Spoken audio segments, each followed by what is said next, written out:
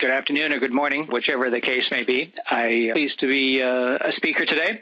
And just to give you a very fast snapshot background of FLIR Systems, we are world leader in infrared technology and detection equipment that is used both commercially and by governmental agencies. We're headquartered out in Wilsonville, Oregon on the West Coast. Globally, we have just under 3,000 people now. We've been public for a number of years, and current market cap is shown on the screen about $3.1 billion, and with annual sales of about $1.5 billion. And those sales are split nearly perfectly on a 50-50 basis, domestic U.S. versus rest of world.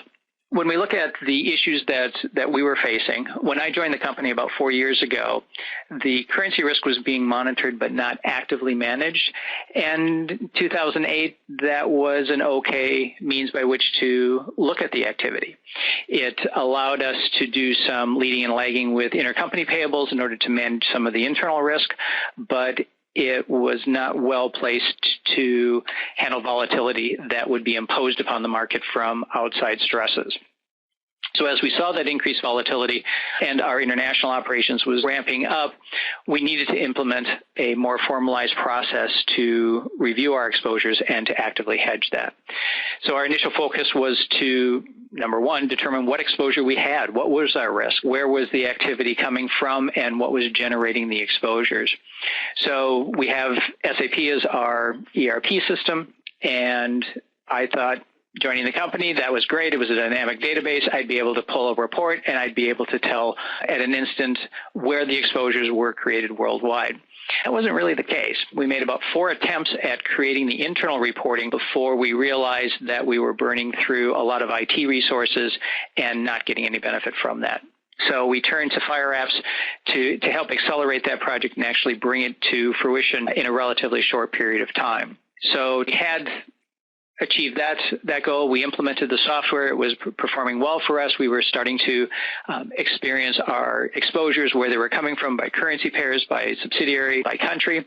And then we decided to buy an additional company. And through an acquisition, we inherited a new ERP system, this being IFS, which is resident in the UK, but not really any place else in the world.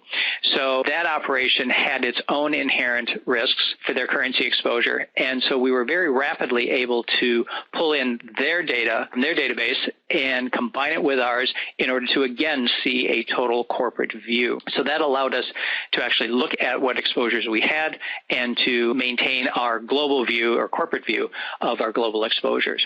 And so this diagram actually shows you what's occurring for us now. We're pulling in from an SAP database and from an IFS database going into the FiREapps application, and then it is giving us the analytics that is showing how those currency pairs are interacting and where our exposures are and the impacts of any of the hedging activity that we are doing with our banks. When I look at what we've done for a track record and what we've been able to accomplish over the past couple of years, we've definitely increased the confidence in the exposure numbers, really from zero because of the inactive management process to a fully active management process. We've gone to probably about 90% confidence in the numbers that we're giving to our executive management and to our board. We've organically reduced the exposure for the company by making sure that we were taking advantage of as many natural hedges that were allowed within the company. And once we were able to do that and to reorganize some of our intercompany structures, we reduced our own exposure by 50%.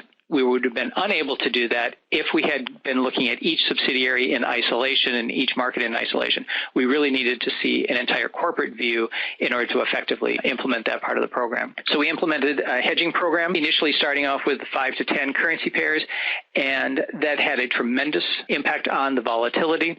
And it gave us an opportunity through the hedging and the interest rate differentials to actually earn some additional interest income, which was not the initial goal, but was a nice benefit nonetheless. We have improved cash management decision-making, looking at the historical impact of the FX on forecasted revenues and expenses.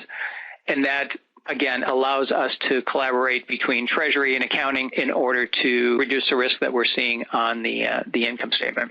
And finally, we continuously adapt and improve on the process. We have moved from the balance sheet exposure management and added on revenue and expense. So we're now seeing how the impact of currencies are affecting the top line and we can make decisions on operations, on purchases and sales externally and internally within the company in order to, again, naturally hedge as much of that exposure as